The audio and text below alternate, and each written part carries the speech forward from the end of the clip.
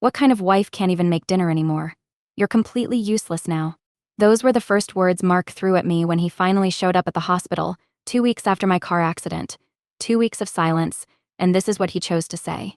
I lay there in my hospital bed, both legs in casts, staring at the man I'd been married to for 12 years, a man who now felt like a stranger. My name is Sarah.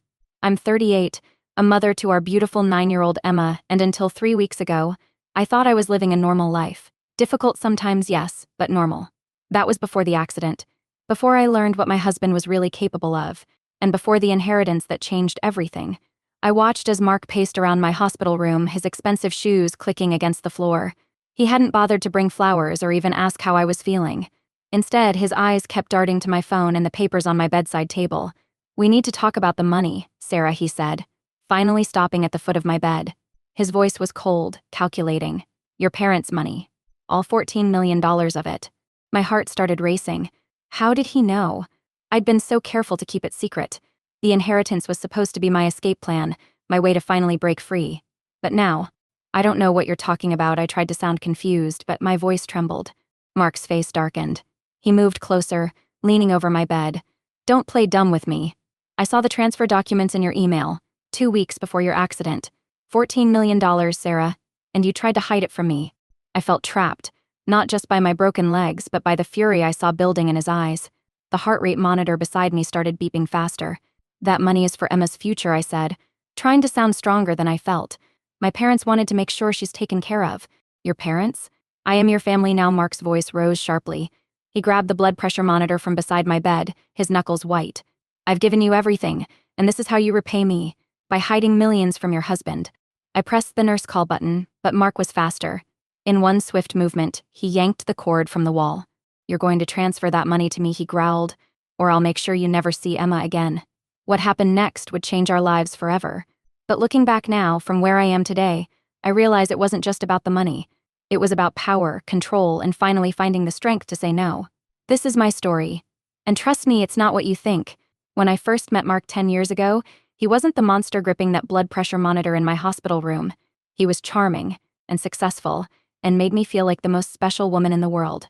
We met at a friend's barbecue. He was the guy making everyone laugh, the one who seemed to light up the whole backyard.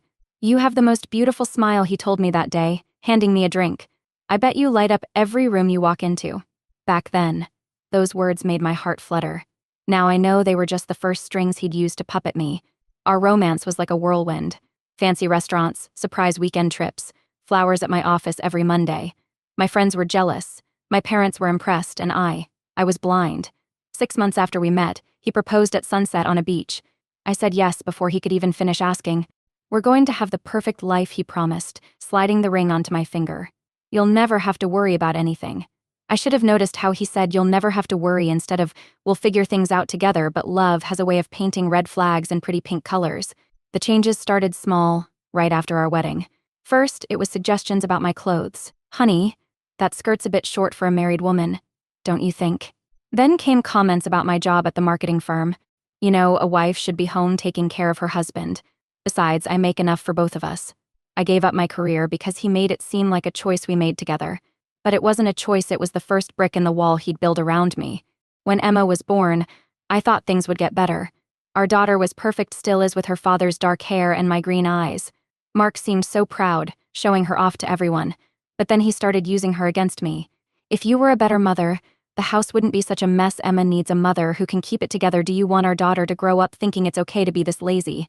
I started walking on eggshells, trying to be perfect. The house had to be spotless. Dinner had to be ready exactly when he came home. Emma had to be perfectly behaved. But nothing was ever good enough. Every time I tried to talk about how I felt, Mark had a way of turning it around. "You're too sensitive, you're imagining things, you should be grateful. Do you know how many women would love to have your life?" I got really good at hiding things. The tears. The anxiety. The way my hands shook when I heard his car pull into the driveway. I got even better at hiding money, small amounts from the grocery budget, and birthday checks from my parents. Just in case. That's probably why he never suspected I was hiding something bigger. Something that could change everything. But I'm getting ahead of myself. 3 months before my accident, my parents invited me for lunch. Just me, no Mark, no Emma. I hadn't been alone with them in months, maybe years. Mom's text was simple: "We need to talk, sweetie. It's important." I made up a story about a doctor's appointment so Mark wouldn't ask questions. Even that small lie made my hands sweat. That's what life with Mark had done to me, turned even lunch with my parents into a secret mission. Dad was waiting at their favorite cafe, the one where he'd taught me to dunk cookies in hot chocolate when I was little. But today there were no cookies, just 3 cups of coffee and a thick manila envelope on the table. "Sarah," honey, Mom started, reaching for my hand. "We've been watching. And we're worried." My throat tightened. "Everything's fine," I said automatically. The same lie I'd been telling for years. Dad shook his head. "No, it's not. We see how you flinch when your phone rings, how you check your watch every 5 minutes like you're afraid of being late. That's not our daughter. That's not the strong woman we raised." I felt tears building up, but I blinked them back. Crying would only prove them right. "We've made a decision," Mom continued, sliding the manila envelope toward me. "We're transferring most of our assets to you. Now, while we can make sure it's done right." Inside the envelope were bank statements, property deeds, and transfer papers. Numbers jumped out at me: $14 million. My hands started shaking. "But your retirement," I stammered. Dad cut me off. "We're keeping enough. This is for you and Emma. Your future. Your freedom." "Mark can't touch this money," Mom added firmly. "We've set it up in a trust. It's yours alone." I stared at the papers, my mind racing. With this money, I could leave, find a new home, give Emma a peaceful life. But if Mark found out, "He can't know," I whispered. "Not yet." He'll what?" Sarah, Dad's voice was gentle but firm. "What are you afraid he'll do?" I couldn't answer. I didn't have to. The fear in my eyes said everything. Over the next few weeks, I planned in secret, researched apartments in other cities, looked into schools for Emma. Every night, after Mark fell asleep, I'd lay awake imagining a life where I didn't have to be afraid. But Mark started noticing changes, small ones at first. "You're on your phone a lot lately," he'd say casually. "Everything okay? Who were you talking to when I called earlier?" Rang 3 times before you picked up. Then he started checking the mail before I could get to it, asking odd questions about my parents' business. It was like he could smell the freedom coming my way. "Your dad must be thinking about retirement soon," he said one night over dinner. "Wonder what they'll do with the company." I kept my face neutral, pushing food around my plate. "I don't know. We don't talk about that stuff." But I did know. I knew exactly what they were doing with their money, and I knew I had to move fast before Mark figured it out. I planned to leave on a Tuesday. Had it all worked out, Emma would be at school, Mark at work. I'd pack our essential items and be gone before anyone noticed. But I never made it to Tuesday. On Monday afternoon, walking back from the grocery store, my whole world went black. And when I woke up, I was trapped in a hospital bed, with both legs broken, and a target on my back. It's funny how life changes in seconds. One minute I was walking home from the grocery store, thinking about what to make for dinner, worrying if Emma had finished her homework. The next, chaos. I remember fragments. The screech of tires. A horn blaring. The grocery bags flying from my hands, eggs, milk, Emma's favorite cereal scattering across the pavement. Then pain. So much pain. Someone was shouting. "Call 911. She's not moving." I woke up to bright lights and beeping machines. A doctor's face swam into view. "Mrs. Cooper, you're in the hospital. You've been in an accident. Try not to move." Both my legs were broken.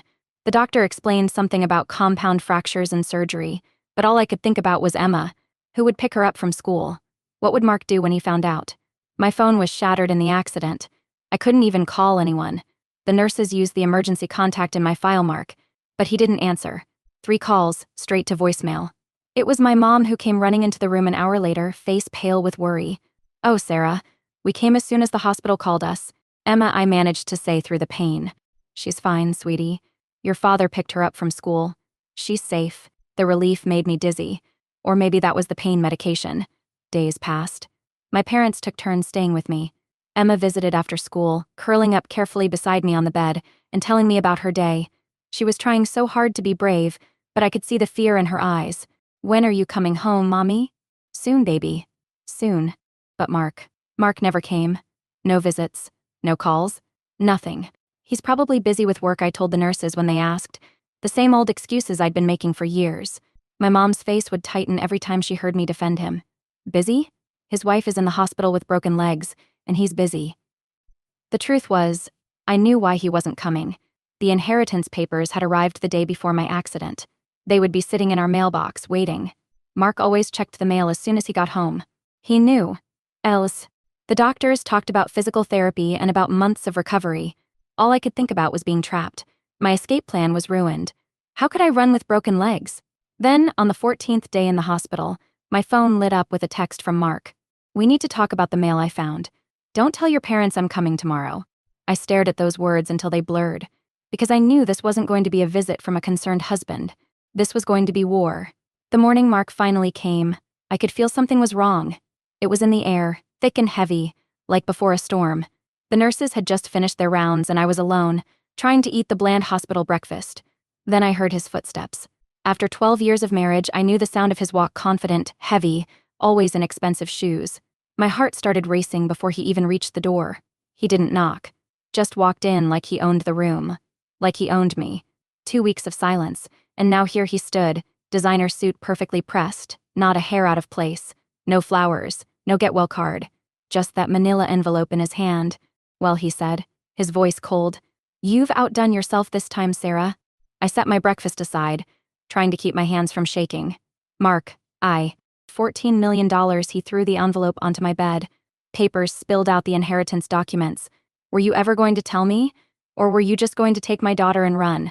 Our daughter, I corrected him. Bad move. His face turned red. Our daughter? The daughter I provide for?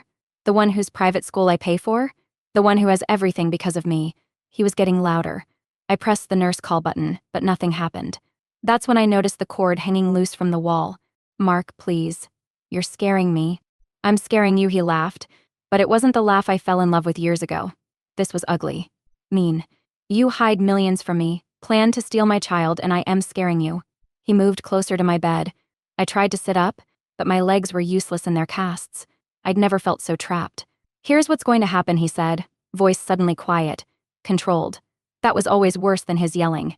You're going to transfer every penny of that money to me. Today. Now. I can't, I whispered. The trust. It's not set up that way. Don't lie to me, his fist slammed the bedside table. The water glass jumped, spilling across the papers. You think I'm stupid? You think I don't know how trusts work? I saw his eyes dart to the blood pressure monitor, saw his hands twitch. Mark. No. But he was already moving. He grabbed the monitor, ripping it from its stand. I tried to reach for my phone, but he was faster. You ungrateful bitch, he snarled. After everything I've done for you. The monitor came down hard. I turned at the last second, feeling it slam into my shoulder instead of my head. Pain exploded through my body. I screamed. That's when the door burst open. What's going on in here, a nurse? And behind her, security. Mark froze, and the monitor was still raised for another strike. His face changed instantly from rage to confusion like he was waking from a trance. She was hysterical, he stammered. I was trying to calm her down, but the security guard had already grabbed his arm. Sir, you need to come with me. Now. As they dragged him out, he kept yelling, she's trying to steal my money. She's turning my daughter against me. This isn't over, Sarah. But it was over. At that moment, watching him being led away, something inside me finally broke free. The fear that had controlled me for years shattered like that water glass. I looked at the wet inheritance papers on my bed. They weren't just money anymore. They were my second chance. After Mark was dragged away, everything happened in a blur. The nurse checked my injuries while calling the police. My shoulder was badly bruised, but nothing was broken, at least nothing new. Do you want to press charges? The police officer asked, notepad ready. She was kind, with gentle eyes that had probably seen this scene too many times. I thought about Emma. About all the times I'd stayed quiet to protect her. But who was I protecting? Yes, I said, my voice stronger than I expected. Yes, I want to press charges. My mom arrived within an hour, face white with anger when she saw my bruised shoulder. That's it, she said, pulling out her phone. I'm calling Claire. Claire Martinez was more than just a lawyer. She was a warrior in a business suit who specialized in domestic abuse cases. She arrived that afternoon, wheelchair-bound after a car accident years ago. Maybe that's why she understood my vulnerability so well. Listen to me, Sarah, she said, arranging papers on my hospital tray. What happened today? That's attempted murder. He tried to bash your head in with medical equipment while you were already injured. We're not just going to get you a divorce. We're going to make sure he never comes near you or Emma again. For the first time since the accident, I felt something like hope. The next few days were a whirlwind of statements and photographs. The nurses and security guard gave their accounts. Hospital security footage showed Mark yanking out my call button before the attack. Every piece of evidence made our case stronger. But the real breakthrough came when Emma's teacher came forward. She had records of every time my daughter came to school upset, every concerning comment, every time Mark had shown up at school angry. Mrs. Cooper, she told the police. That man once threatened to have me fired for giving Emma a B on a project. I documented everything. My parents moved Emma and me into their house as soon as I was released from the hospital. That first night, lying in my childhood bedroom with Emma curled up next to me, I finally cried. Not from fear or pain, but from relief, Mommy, Emma whispered in the dark. Are we ever going back home? I stroked her hair, remembering all the times I'd heard her crying in her room after Mark's outbursts. No, baby. We're going to make a new home. A happy one. Mark tried calling. Dozens of times. His messages swung from threats to begging. You're nothing without me, baby. I'm so sorry. Please come home. I'll destroy you if you do this. I'll change. I promise. Don't take my daughter away. But each message just made me stronger. Each threat, each plea, reminded me why I had to keep fighting. Claire helped me file for an emergency restraining order. The inheritance money meant I could afford the best help, the strongest protection. For once, I wasn't trapped by finances. You're not just fighting for yourself, Claire reminded me during one of our meetings. You're fighting for Emma, and for every other woman who's afraid to leave. The courtroom felt colder than the hospital. Mark sat on the other side with his expensive lawyer, wearing his best suit and a fake concerned expression. He'd even grown a bit of scruff, probably trying to look stressed and remorseful. But I wasn't fooled anymore. Claire wheeled herself to the center of the courtroom, her presence commanding attention despite her seated position. Your Honor, she began, this isn't just about an assault in a hospital room. This is about years of systematic abuse, control, and now, attempted murder. Our evidence was overwhelming. First came the hospital security footage. The whole courtroom watched as Mark yanked out my call button, trapping me before his attack. I heard several people gasp when they saw him raise the blood pressure monitor. Then came the nurse, Sarah Jenkins. I've been working in that hospital for 15 years, she testified. I've never seen a husband wait 2 weeks to visit his injured wife, and I've certainly never seen one try to bash her head in with medical equipment. The security guard's testimony was just as damaging. The defendant was in a rage, he said. If we hadn't arrived when we did. Mark's lawyer tried to spin it my client was under tremendous stress. His wife had hidden a massive inheritance from him. He reacted poorly, yes, but poorly, Claire interrupted. Is that what we're calling attempted murder now? But the most powerful testimony came from unexpected places. Emma's teacher brought years of documented incidents. The school counselor spoke about Emma's anxiety. Even our old neighbors came forward with stories of hearing fights and seeing me in long sleeves during summer heat waves. Mark's perfect image crumbled with each testimony. I watched his face get redder and redder. Once, our eyes met across the courtroom. The hatred I saw there would have terrified me before. Now it just made me sad. Then came my turn to testify. My legs were still in casts, so they wheeled me to the front. Claire squeezed my hand as she passed. Mrs. Cooper, the prosecutor, began. Please tell the court about your marriage to the defendant. I took a deep breath and looked straight at Mark. I was afraid to load the dishwasher wrong, I said. Afraid to spend too much at the grocery store. Afraid to be 5 minutes late picking up Emma.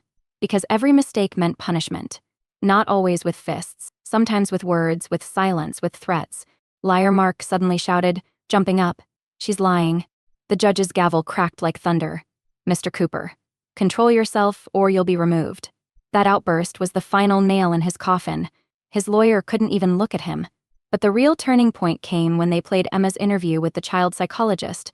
My brave little girl, telling her story in simple words. Daddy makes mommy cry a lot. He says mean things. I pretend to be asleep, but I hear everything. I don't want mommy to cry anymore.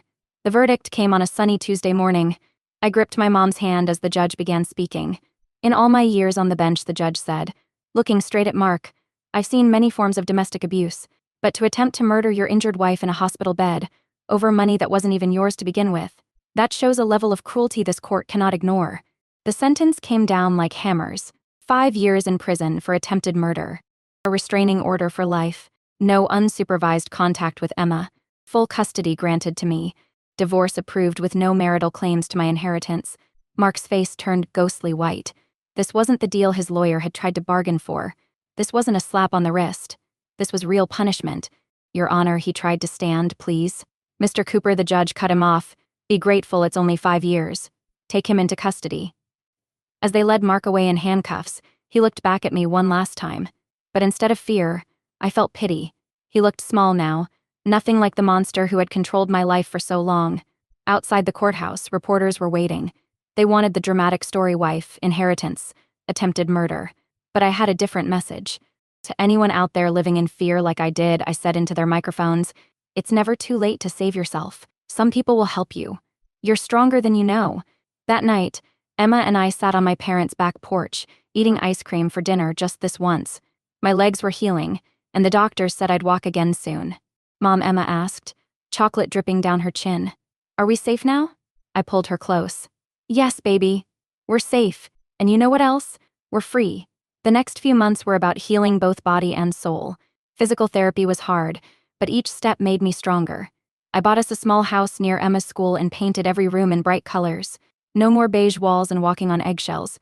The inheritance helped, of course, but it wasn't about the money anymore. It was about having choices, about building a life where neither Emma nor I had to be afraid. I started volunteering at a domestic violence shelter, sharing my story with other women. Some days were harder than others. Sometimes I still jumped at loud noises, checking the locks twice at night. But then I'd hear Emma laughing real, free laughter, and know it was all worth it. 1 year after the hospital incident, I stood in our new backyard, watching Emma play with her friends. My legs had healed. The bruises were gone. And for the first time in years, I felt truly alive. They say money can't buy happiness. But in my case, that inheritance bought something better. It bought us freedom. And I used that freedom to find my own happiness, my own strength. This isn't just a story about surviving abuse. It's about finding the courage to say enough. It's about breaking free, about teaching our daughters that love should never hurt, and about building a life filled with peace instead of fear. Mark took so much from me over the years, but in the end, I took back something more valuable than any inheritance I took back myself.